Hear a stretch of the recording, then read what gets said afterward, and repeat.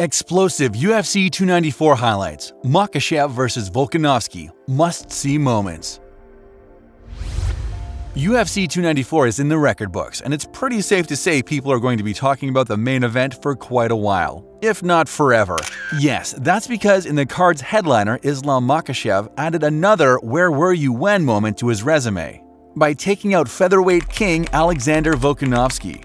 And the lightweight champ didn't do so in the way we typically see Makhachev finish opponents, via his Galaxy-class wrestling and top game.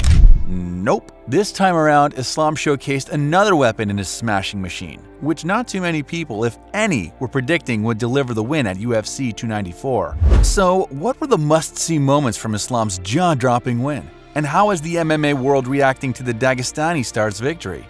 Well, before we get into all that, please be sure to like this video if you enjoy it and to subscribe to our channel. Also, please be sure to watch the video all the way to the end and to add your thoughts and feedback to UFC 294's unforgettable main event in the comment section below. Now, with those requests out of the way, let's take a closer look at what went down in the highly anticipated rematch between Makhachev and Volkanovski. The pre-fight consensus.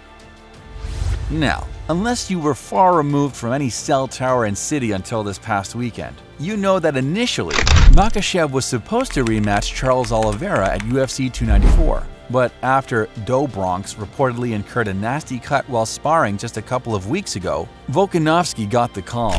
After that news blazed around the internet, the discussion turned to whether Volkanovski could end Islam's lightweight reign. Although the featherweight champ was taking the fight on less than 2 weeks' notice and without a full training camp, many believed Makhachev-Volkanovski 2 was going to be a competitive fight. After all, Volkanovski tested Islam big time at UFC 284 this past February. Volk lost the fight via unanimous decision, but he drew widespread praise for his efforts in the bout. In fact, some people argued that Volkanovski may have done enough to win the contest, although sure, a lot of those folks were probably big-time fans of the Australian star. All that aside, there was plenty of buzz heading into UFC 294 that Volkanovski may just pull off the upset and cement his status as the best pound-for-pound fighter on this planet. Unfortunately for Alex and his legions of fans, it was the dude he faced on Saturday who ended up making that case in devastating fashion. Makhachev drops Volkanovski and jaws around the world. Volkanovski looked more than confident as he stepped into the octagon on Saturday night, which corresponded with how he seemed during fight week. The featherweight champ looked a little less defined in terms of his physique, but that shouldn't have been too surprising given he had no training camp. Not long into the fight, Makhachev shot in for a takedown, seemingly sticking to the script for what many expected he would do. But Volk once again showcased his stellar wrestling defense and rebuked the champ's attempt. The renowned fighter could even be heard defiantly yelling at Makhachev after doing so. A grappling exchange ensued along the cage fence for a few moments, and initially, it was Volkanovski who appeared to have the advantage. The short, stocky champ held Islam against the octagon, and the fighters tried to work from that position. Moments later, however, Islam started to turn the fight's page by working his way into a Muay Thai clinch, and then firing knees into Volk's body. The latter managed to escape the position, and the action returned to the center of the octagon. Now, what transpired from there is what thousands of MMA fans, observers, and their dogs are still talking about. What we didn't see was Islam shooting in once again or clinching up in search of a takedown. Instead, Makhachev continued to put his striking to work. Striking, which up until UFC 294, was one of the lightweight champ's most underrated and under-discussed elements of his game. That won't be the case anymore. That's for damn sure. Makhachev had threatened Volk with a left high kick earlier in the fight, and he had also fired in some kicks to the body and legs. But right around the 3-minute mark, Islam blasted Volkanovski with a left high kick to the head that had the featherweight king in all kinds of trouble, as in, close your eyes kids, kinds of trouble. As Volk crumbled to the cage, Islam quickly pounced on him and started firing punches from above. Alex never appeared to go out, but it was shocking to see his head get bounced around by Makhachev's follow-up shots. The highly regarded referee, Mark Goddard, jumped in to save the bloodied Volkanovski from further punishment, handing Makhachev what many will hail as his most impressive victory to date. If you watch the video replay, it does look like Volk saw the kick coming as he had his right hand up by his ear. But Islam planted the pounding kick just above the guard, closer to the top of Volk's head. Did Makhachev consciously do so? Well, hard to say. but the speed and accuracy of the kick was ridiculously impressive to say the least. Now, as noted earlier in this video, people have slept on Makhachev's striking before, likely because his wrestling and top game have typically been his go-to in fights, and those skills have delivered him a lot of victories. But Makhachev has wrecked opponents before with his stand-up. Just ask Gleison Tibau. Further, in his first outing against Volk, he appeared to stun the renowned striker with some thumping punches. But despite all that, chances are no one on this great earth predicted that Islam would starch Volk with a head kick at UFC 294. And if they did, or if you were one of those people, here's hoping you had a nice-sized prop bet down. The MMA world reacts.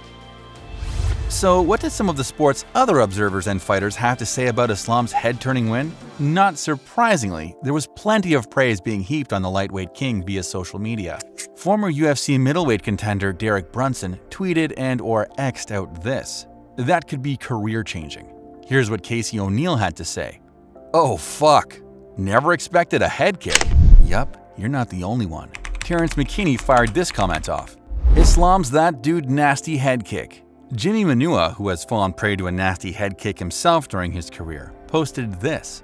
Islam was better on the inside and on the outside. Chewed him up in the clinch, then KO'd him when they broke off. What a fighter. Former lightweight champ Rafael dos Anjos was another fighter who was clearly super impressed with Makhachev's performance. Looking at lightweight ranking, I don't see anyone other than me to beat Islam, and he knows that.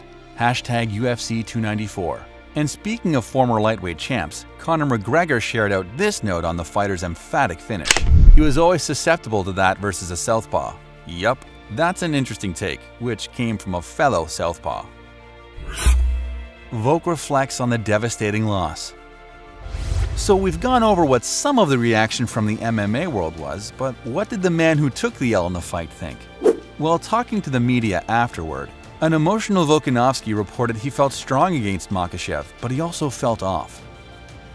I felt strong in there, but obviously I've been telling you I want to put some hands on him and whatnot. I wanted to pull the trigger, but it just felt a little weird in there, that little bit hesitant, which I didn't expect. It was like I was waiting for something. I was like, I'm gonna go, and then he got me. Was it because Volk took the fight on less than 2 weeks' notice, without a proper camp? Could it be due to the surgery the champ had on his elbow not that long ago? Volkanovski also said this. I'm not going to sit there and make excuses. Obviously, I'm a big believer in preparation and stuff like that, but I back myself. That's the decision I made. I've probably made decisions. I could have made better decisions. He's not somebody you should be taking a short notice with, but I needed it. And why did Volk need the fight? The star made this interesting revelation. A lot of people will say it's for the money and all that, but it was much more than that. It is hard for athletes. I never thought I'd struggle with it, but for some reason when I wasn't fighting or in camp, I was just doing my head in. I needed a fight and this opportunity came up. I'll be honest, I wasn't training as much as I should have, but I thought I had to do it. I had to take it. I'm telling myself it's meant to be. I was struggling a little bit not fighting, doing my head in. I don't know. Everything's fine. I've got a beautiful family, but I don't know. I think you just need to keep busy. So that's why I just asked the UFC to keep me busy. I need to be keeping busy. I need to be in camp. Otherwise, I'm going to do my head in. So what's next? While the dust hasn't even come close to settling from what went down on Saturday, fans and pundits are already talking about what's next for Makhachev and Volkanovski. For Islam, there's obviously a chance the UFC will tap Oliveira once again for a rematch. After all, they made that decision before, and Dubronx is coming off an electrifying finish of Beneil Dariush. But timing is everything in MMA, and since Makhachev Oliveira was originally booked, Justin Gaethje went on to bomb out Dustin Poirier. Could the UFC go with the BMF champ to give fans a different matchup? Seems possible, right? Now, for Volkanovski, Ilia Topuria is waiting in the wings, and the featherweight champ has repeatedly said he wants that fight in January. In fact, even after he was taken out and bloodied at UFC 294, he called for that bout. But will athletic commissions and the UFC sign off on having Volk fight that quickly, given the damage he took? What do you think? Who should be next for both champions? And what did you think of Islam's epic performance at UFC 294? Let us know in the comments below. And if you enjoyed this video, be sure to like it and to subscribe to KO Central MMA.